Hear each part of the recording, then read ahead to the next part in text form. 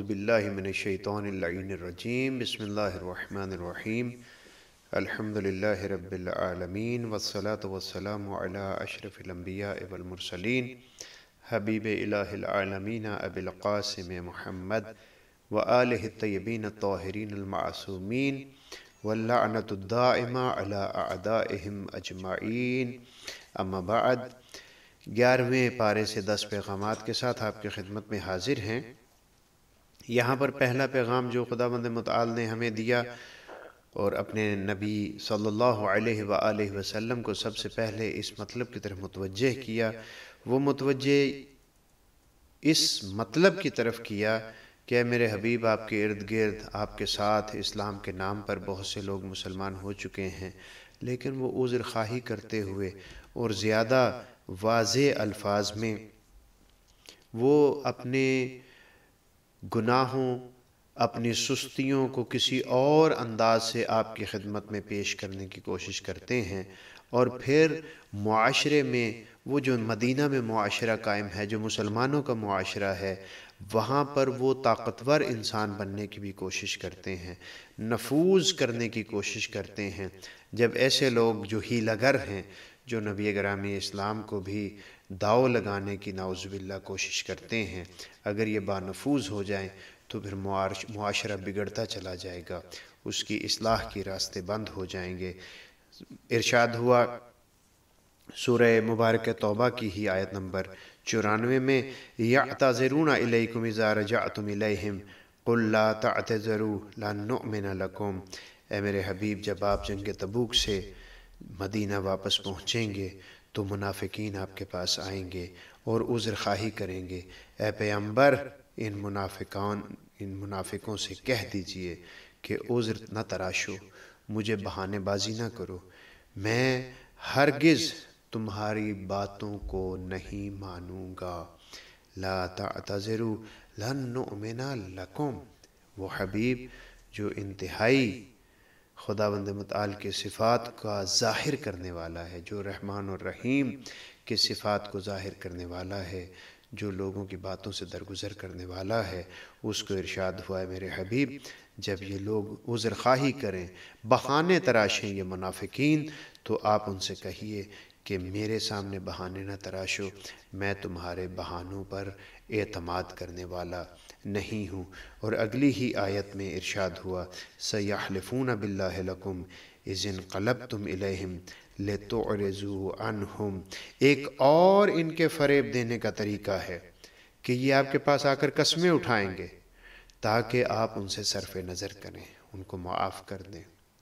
خداوند متعال ان منافقین کی قسموں کے متعلق بھی فرما رہا ہے کہ ان کے اوپر بھی آپ نے اعتماد نہیں کرنا۔ تو بس معلوم یہ ہوا کہ اللہ کے ہاں خداوند متعال کی بارگاہ میں منافق کی قسم، منافق کا عذر خواہی کرنا، منافق کا عذر تراشنا کسی بھی صورت میں قابل قبول نہیں ہے۔ یہ قرآن مجید میں 11ویں پارے سے پہلا پیغام ہم نے لیا۔ دوسرا پیغام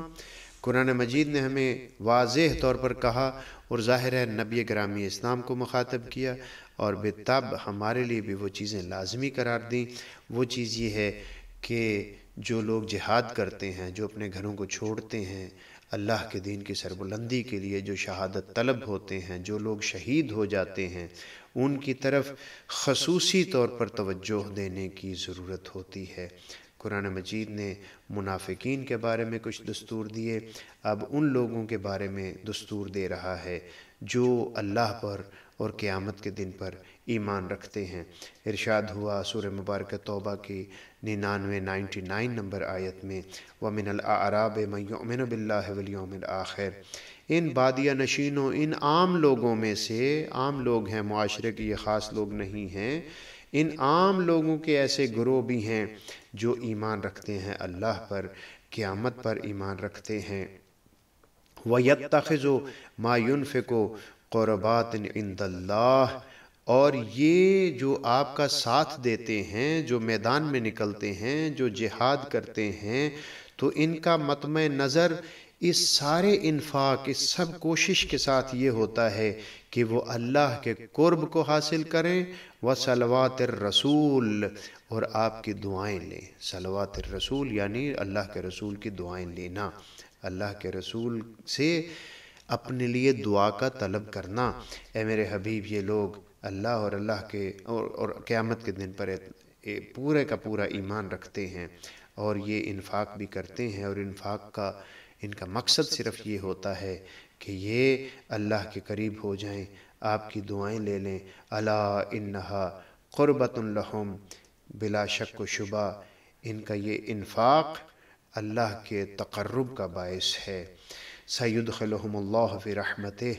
خداوند متعال انہیں عن قریب اپنی رحمت میں داخل کرے گا۔ ان اللہ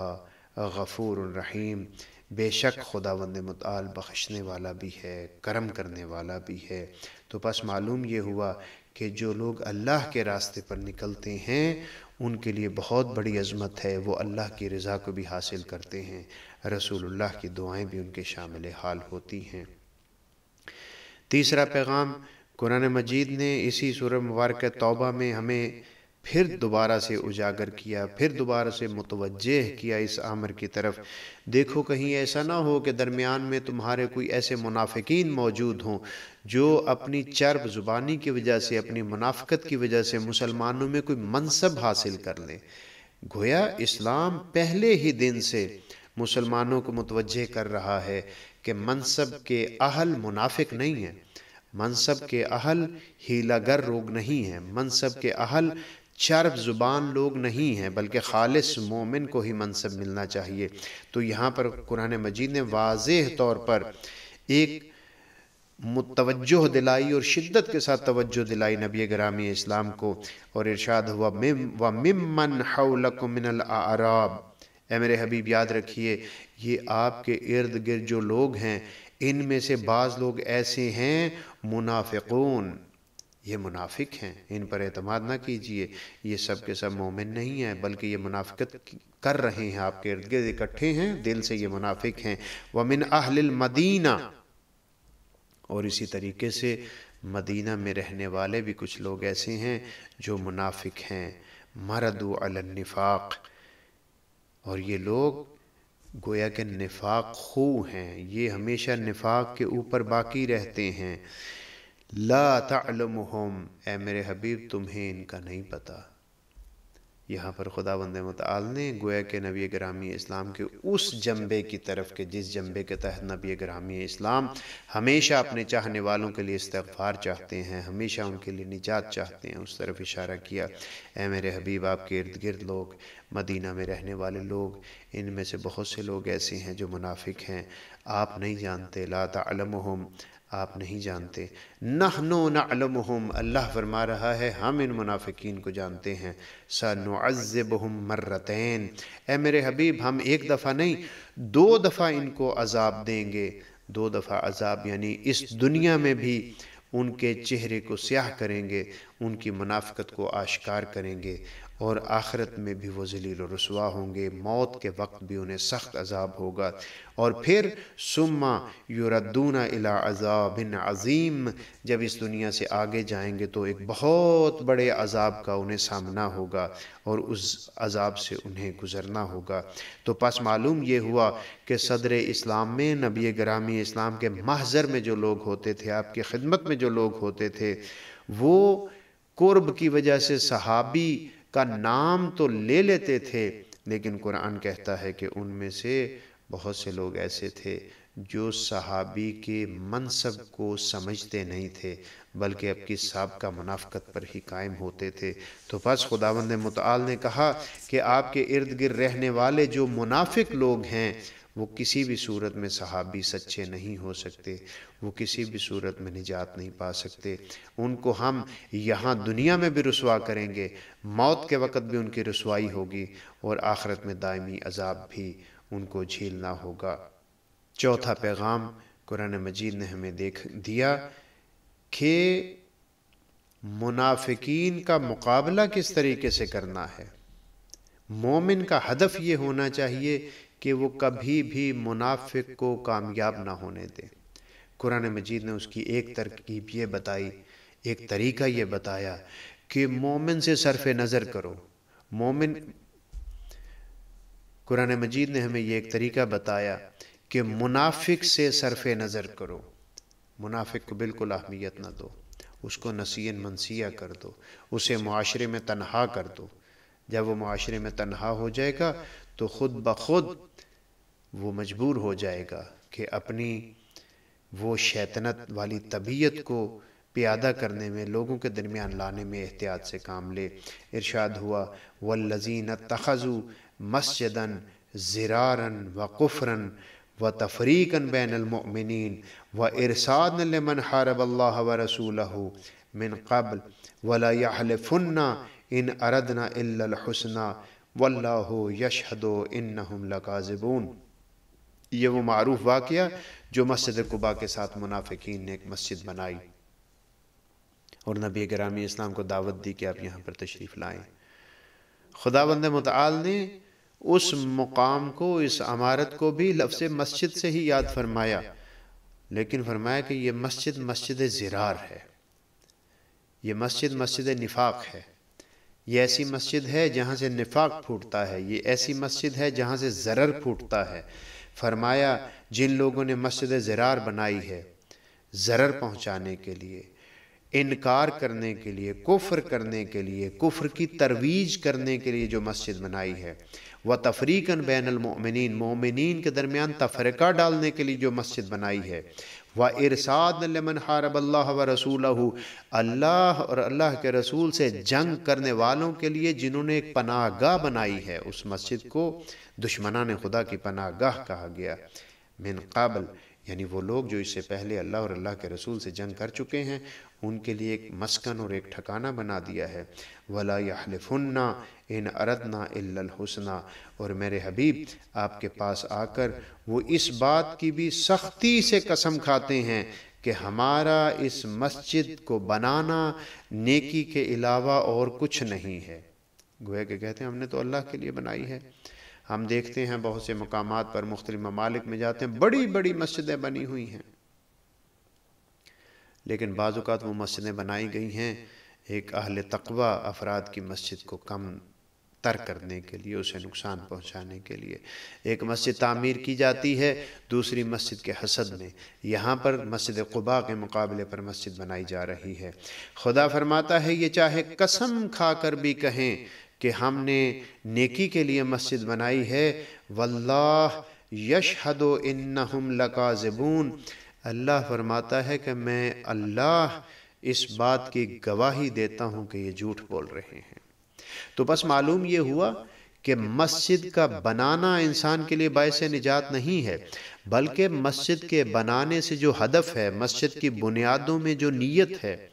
وہ انسان کو تقرب الہی تک لے کر جاتی ہے. اگر منافقت کی بنیاد پر ہو، اگر دکھاوے کی بنیاد پر ہو، اگر شیطنت کی بنیاد پر ہو، اگر کفر و نفاق کی بنیاد پر ہو،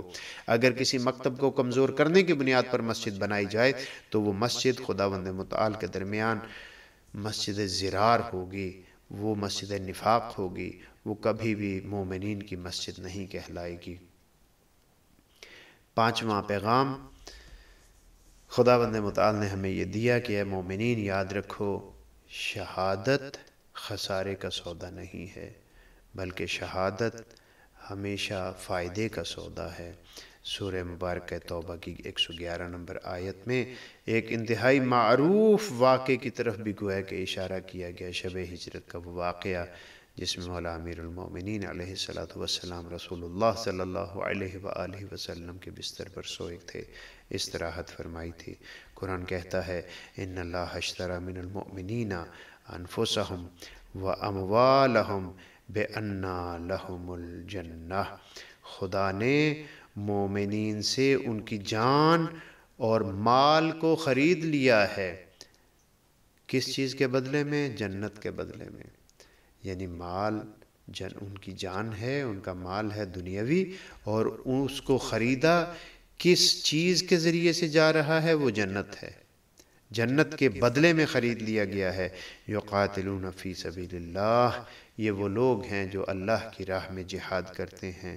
فیقتلون ویقتلون، انہیں اس بات کی کوئی پرواہ نہیں ہوتی کہ اللہ کے راستے میں جہاد کرتے ہوئے وہ قتل ہو جائیں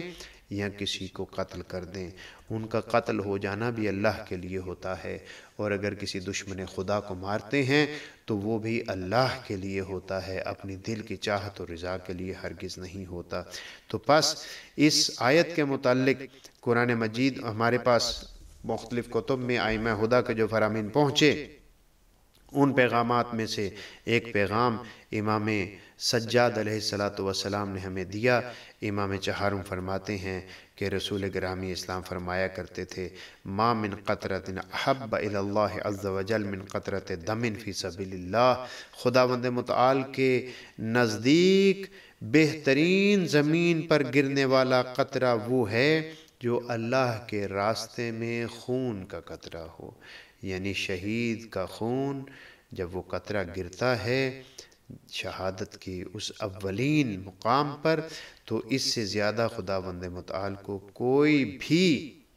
قطرہ پسند نہیں ہے۔ امام رضا علیہ السلام نقل فرماتے ہیں مولا امیر المومنین علیہ السلام سے، آپ فرماتے ہیں واللہ لا الف ضربۃ بالسیف اہون من موت علی فراش، مجھے اپنے رب کی قسم، مجھے تلوار کے ذریعے سے 1000 ضربیں کھانا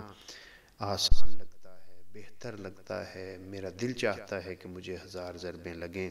بجائے اس کے کہ میں بستر پر آرام سے موت کی وادی میں چلا جاؤں۔ یعنی امیر المومنین شہادت طلب ہیں، اللہ کی بارگاہ میں شہید ہو کر جانا چاہتے ہیں۔ تو پس یاد رکھیے شہادت ایک بہت بڑی عظمت ہے جس کے متعلق خداوند متعال بھی فرماتا ہے ہم یرزقون، شہید وہ لوگ ہوتے ہیں، اللہ کی راہ میں جانے والے لوگ وہ ہوتے ہیں کہ جن کے رزق کی ذمہ داری خداوند متعال نے لی ہوئی ہوتی ہے اور وہ ہمیشہ زندہ ہوتے ہیں۔ چھٹا پیغام جو ہمیں قرآن مجید نے دیا وہ یہ ہے کہ اگر آپ خائن لوگوں کو، جن لوگوں نے خیانت کی ہے، وعدے کو توڑا ہے، ان سرکشی کی ہے، اگر ان سے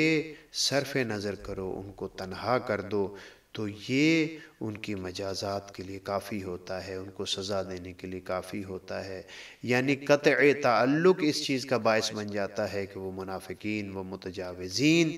اپنے کہے پر بعض اوقات پشیمان ہوتے ہیں اور دوبارہ توبہ کر کے اللہ کے دین میں داخل ہو جاتے ہیں۔ سورہ مبارکہ توبہ کی 118 نمبر آیت میں اسی مطلب کی طرف اشارہ کیا گیا۔ وہ 3 لوگ جو تبوک میں پیچھے رہ گئے تھے، کعب بن مالک، مرارہ بن ربیع، حلال بن امیہ وغیرہ، جن کے نام تاریخ میں ذکر ہوئے، یہ تبوک میں رسول گرامی اسلام کے ساتھ اس لشکر جس کو بھیجا تھا رسول گرامی اسلام نے، اس سے سرپیچی کی تو حکم ہوا کہ ان سے قطع تعلق کر دیا جائے۔ قرآن اس کی نقشہ کشی کرتے ہوئے کہتا ہے حتی اذا ضاقت علیہم الارض بما رحبت، حتیٰ کہ جب زمین اپنی وسعت کے باوجود ان کے لیے تنگ پڑ گئی، کوئی بھی شخص ان کے ساتھ تعلق قائم کرنے کے لیے تیار نہیں تھا۔ وَضَاقَتْ عَلَيْهِمْ أَنفُسُهُمْ، یہاں تک کہ ان کا سانس بھی بند ہونے لگا، ان کا نفس بھی تنگ ہو گیا، یعنی انہیں زندگی گزارنا مشکل ہو گیا۔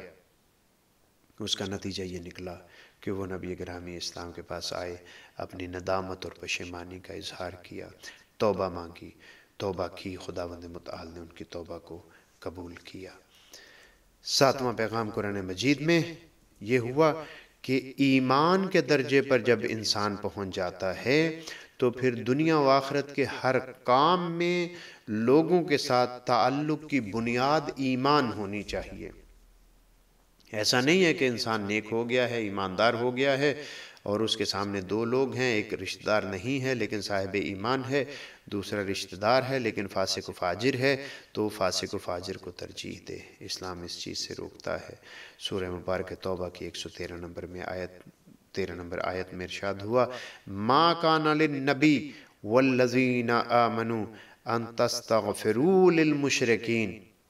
نبی اور مومنین کے لیے سزاوار نہیں ہے، نبی اور مومنین کو اس بات کی اجازت نہیں دی جا سکتی کہ وہ مشرکین کے لیے استغفار کریں۔ با ایمان لوگ ان کی شان یہ نہیں ہے کہ مشرک کے لیے طلب استغفار کریں، نہیں، ایسا نہیں ہے۔ نبی گرامی اسلام دوسرے لوگوں کے لیے، پھسل جانے والے لوگوں کے لیے ہدایت کی دعا کیا کرتے تھے، نہ کہ استغفار کیا کرتے تھے۔ ہدایت کی دعا کرنا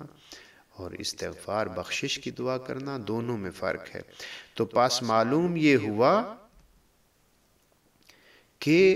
حکم قرآنی یہ ہے کہ صاحبان ایمان کو صاحبان ایمان کے لیے استغفار کرنا چاہیے، ان کی مغفرت کی دعا کرنی چاہیے۔ اسی آیت میں آگے چل کے ارشاد ہوا وَلَوْ كَانُوا أُولِي قُرْبَى، اگر وہ تمہارے قریبی ترین رشتہ دار بھی ہوں لیکن ہوں مشرک،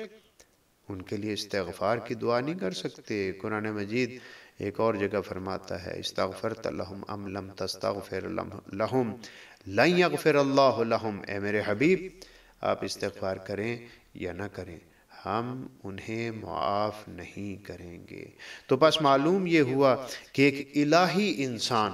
جب دعا کرتا ہے، جب استغفار کرتا ہے، تو وہ استغفار کرنے میں اپنی رشتہ داریوں کو نہیں دیکھتا، بلکہ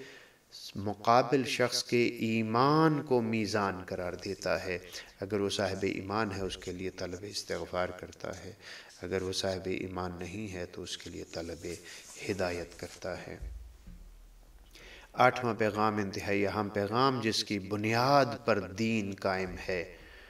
اور وہ حکم نبی گرامی اسلام بھی ہے، جس میں آپ نے فرمایا تھا ایک موقع پر اطلب العلم ولو کان بالصین، علم حاصل کرو اگرچہ تمہیں چین ہی نہ جانا پڑے۔ چین چونکہ بہت صعب العبور تھا، شاید اس وجہ سے یہاں پر اس کا نام آیا۔ قرآن مجید کہتا ہے کہ دین کی پہچان کے لیے مہاجرت کرو۔ دین کو پہچاننا اگر چاہتے ہو اور تمہارے علاقے میں وہ پہچان، وہ معرفت نصیب نہیں ہے، تو اپنے علاقے کو چھوڑ کر وہاں جاؤ جہاں سے تمہیں معرفت مل سکتی ہے۔ ارشاد ہوا سورہ مبارکہ توبہ کی 122 نمبر آیت میں وَمَا كَانَ الْمُؤْمِنُونَ لِيَنْفِرُوا كَافَّةً فَلَوْلَا نَفَرَ مِنْ كُلِّ فِرْقَةٍ مِّنْهُمْ طَائِفَةٌ لِيَتَفَقَّهُوا فِي الدِّينِ۔ ارشاد ہوا کہ کیوں نہیں ایسے ہوتا، ایسے ہونا چاہیے کہ مومنین کا ایک گروہ نکلے، ہر فرقے میں سے گروہ در گروہ ہو کر نکلیں، اور پھر وہ دین میں تفقہ حاصل کریں، دین کو سمجھیں، دین کو اپنائیں، دین کو اپنے اوپر نافذ کریں۔ وَلَيُنذِرُوا قَوْمَهُمْ إِذَا رَجَعُوا، اور جب اپنے علاقے میں، محلے میں واپس آئیں، اپنے قبیلے میں واپس آئیں، تو انہیں خداوند متعال کے احکام پہنچائیں اور خداوند متعال کی معصیت سے بچائیں، خداوند متعال کی خشیت ان میں پیدا کریں، خداوند متعال کے عذاب سے ان کو ڈرائیں۔ اذا رجعوا الیہم لعلہم یحذرون، شاید کہ وہ ان آنے والوں دین شناس لوگوں کے کہنے پر اللہ کی معصیت سے پرہیز کریں۔ تو پس معلوم یہ ہوا کہ دین کی پہچان کے لیے انسان کو ہجرت کرنی چاہیے۔ امام صادق علیہ السلام فرماتے ہیں علیکم بالتفقہ فی دین اللہ، یاد رکھو تمہارے لیے اللہ کے دین میں تفقہ ضروری ہے، تمہیں ضروری مسائل کا علم ہونا چاہیے، تمہیں فقیہ ہونا چاہیے۔ وَلَا تَكُونُوا أَعْرَابًا، تمہیں بدو نہیں ہونا چاہیے، تمہیں ان پڑھ جاہل نہیں ہونا چاہیے۔ فَإِنَّهُ مَن لَمْ يَتَفَقَّهْ فِي دِينِ اللَّهِ لَمْ يَنظُرِ اللَّهُ إِلَيْهِ يَوْمَ الْقِيَامَةِ، یاد رکھو جو شخص دین کی فقاہت نہیں رکھتا ہوگا، خداوند متعال بھی قیامت والے دن اس کی طرف رحمت کی نگاہ نہیں کرے گا، بخشش کی نگاہ نہیں کرے گا، لطف و کرم کی نگاہ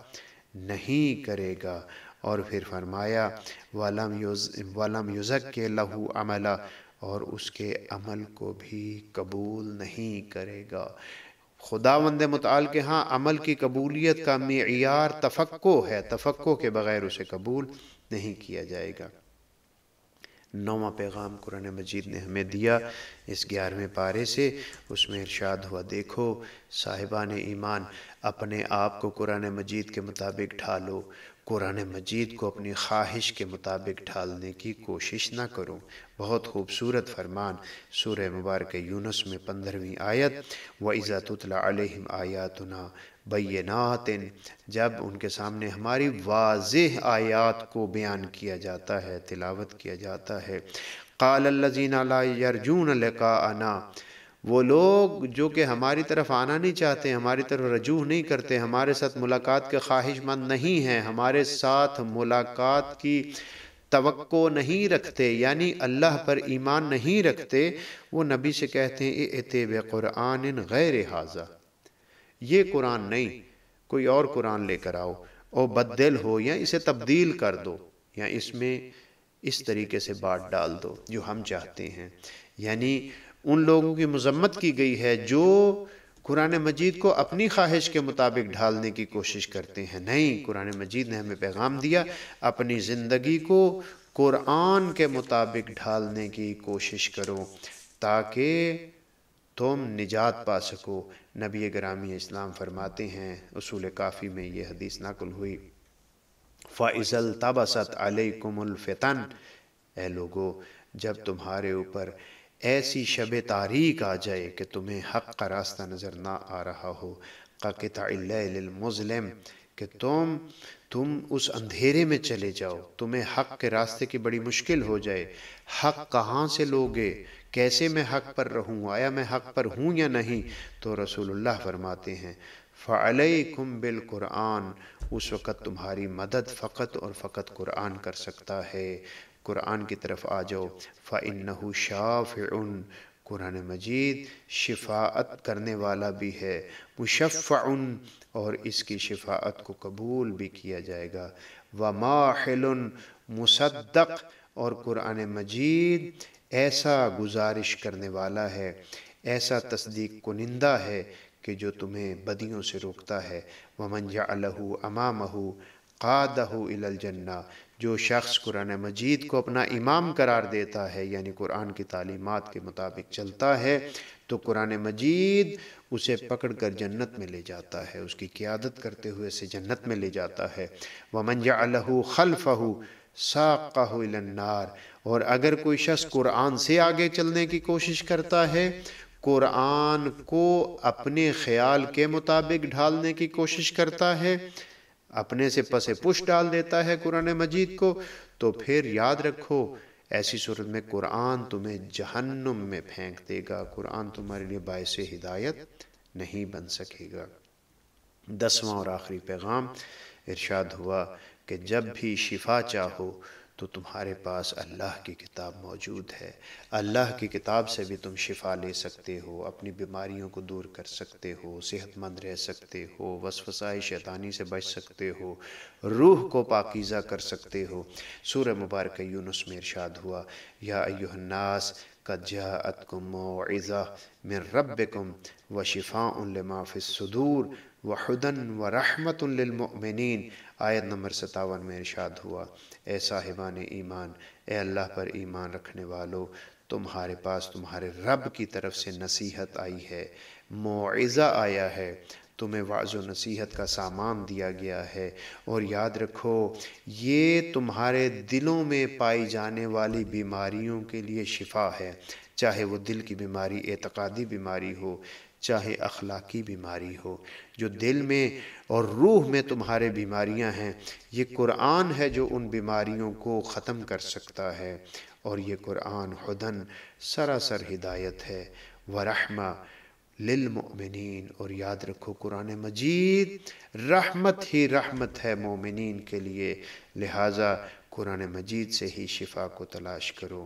مولا امیر المؤمنین تحف العقول میں ارشاد فرماتے ہیں، تحف العقول میں یہ کلام امیر المؤمنین نقل ہوا،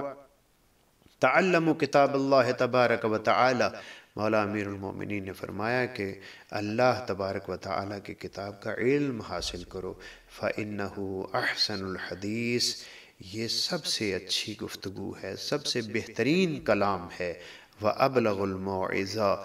اور ایک ایسا وعظ و نصیحت کا سامان ہے کہ یہ ہر صورت میں تمہیں نجات کے راستے پر پہنچا کر رہتا ہے۔ وَتَفَقَّهُ فِيهِ، اور یاد رکھو اس میں غور و فکر کرو، اس میں فقاہت کرو۔ فَإِنَّهُ رَبِيعُ الْقُلُوبِ، کیونکہ قرآن مجید تمہارے دل اور روح کی بہار ہے۔ اگر روح اور دل میں نشاط چاہتے ہو تو قرآن کے ساتھ متمسک ہو جاؤ۔